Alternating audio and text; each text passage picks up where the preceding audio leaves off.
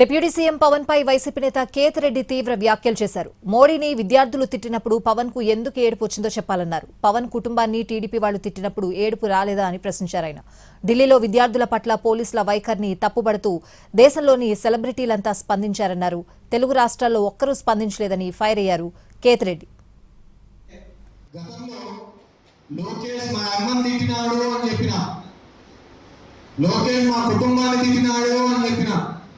Telugu Desam party office నుంచి నా కుటుంబాన్ని ఇబ్బంది పెడుతున్నానని చెప్పి తిట్టిన మళ్ళీ వాళ్ళతో కలిసి తిరుగుతున్నప్పుడు మనకెందుకు రావాలయా కన్నీళ్ళు, మనకెందుకు రావాలయా బాధలు?